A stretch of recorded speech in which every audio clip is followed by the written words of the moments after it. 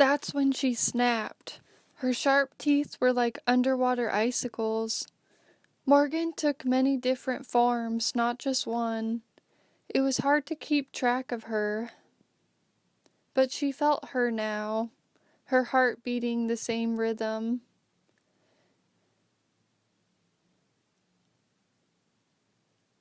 Somehow her love seemed to run much deeper.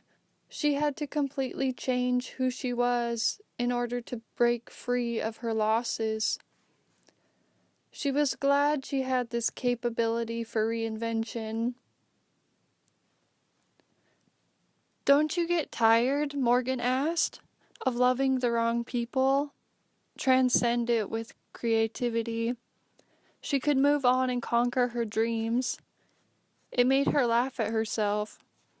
She had her writing, and it gave her purpose, a dream, and a hope. "Yes," Morrigan said, "but I gained a lot of wisdom from loving the wrong ones, you see. That's why I don't regret the pain."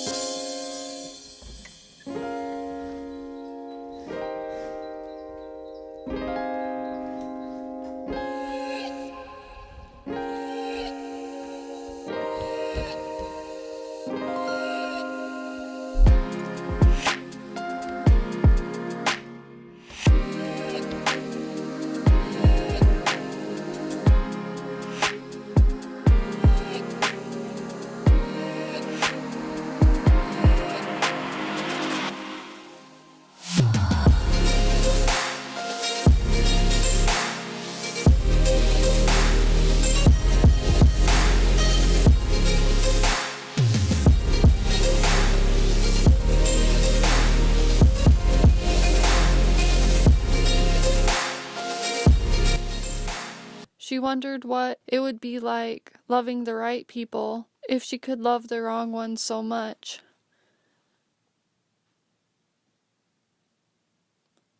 She had the hope that the imminent possibility of her success, not to mention the support system she'd already had, would allow her to disentangle from the pain and confusion. In truth, she didn't want Cuchulain to feel the same way he made her feel.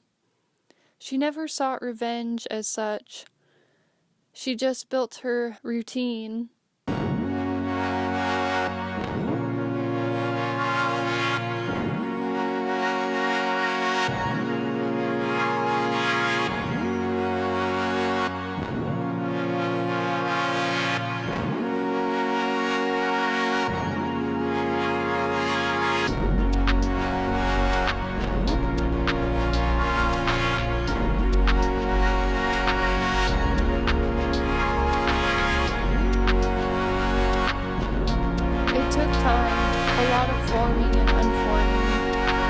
Papers and thrown away drafts.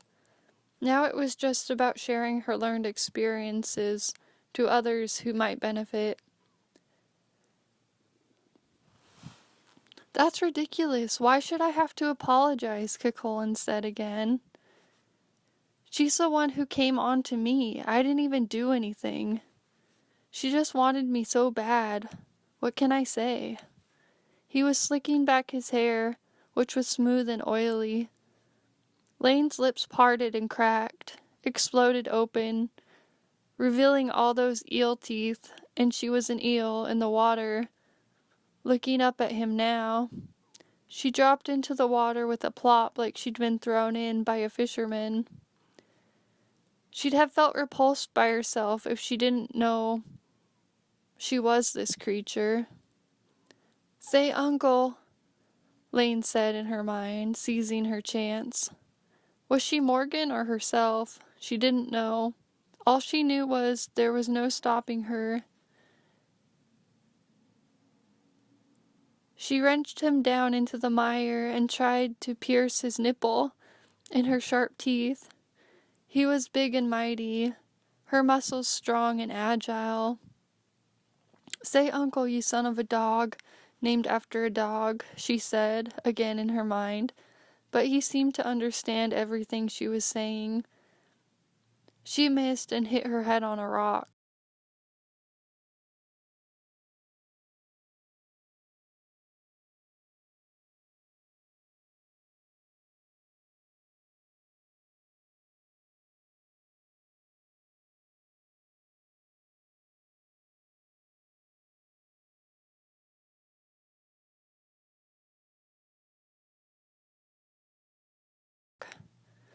Okay, he said. I guess I did lead her on a bit.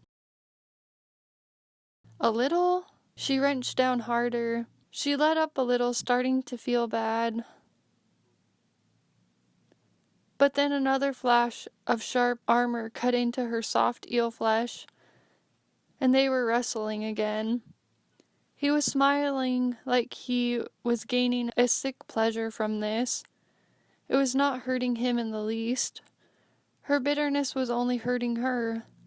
She knew she had to let it go. The universe would do its dirty work for her.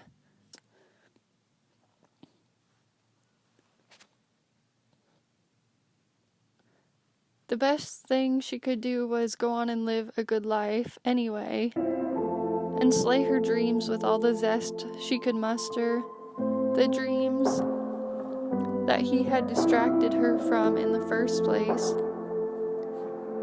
Heartbreak was different than grief. Heartbreak was like being zapped by an eel, run over by a bull, and being flung off one of those cliffs at the northernmost point of Ireland. Those massive cliffs with the shrapnel sea below. That's what happened in the Cattle Raid story, and that's what was happening now. All those things happened to Cuchulain while Morrigan tried to get back at him for breaking her heart. She had to stop this vicious cycle and stop hurting herself. But how? "You're crazy," Cuchulain said as he tried to bat her away, plunging his spear Gae Bolga deep into the mire that was as cloudy as brownie mix. She knew she wasn't crazy. She was a unique person, so her gifts and talents were unique also. She knew all these characters she conceived weren't actually real. Only it helped to think of herself in parts, one being the hero of ancient Rome, and another the cursed goddess of Celtic folklore. Who would win out in the end, Morrigan or Romulus? Would she find her higher or her lower self? Romulus was ruled by logic, and Morrigan by her temperament. Laine's deep passion was a double-edged sword. She was sure she had gotten it from her ancestors, the Celtic people, who were very haughty, loyal, and deep-feeling people.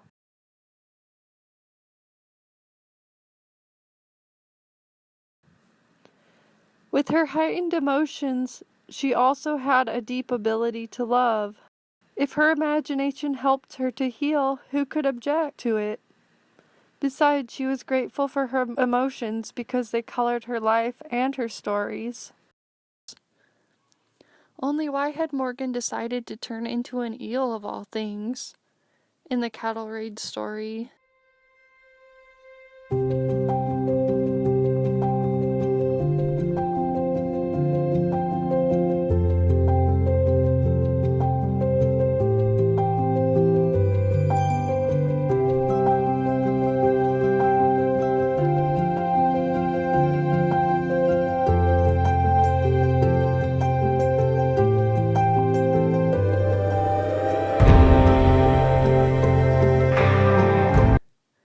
Eels were mysterious creatures.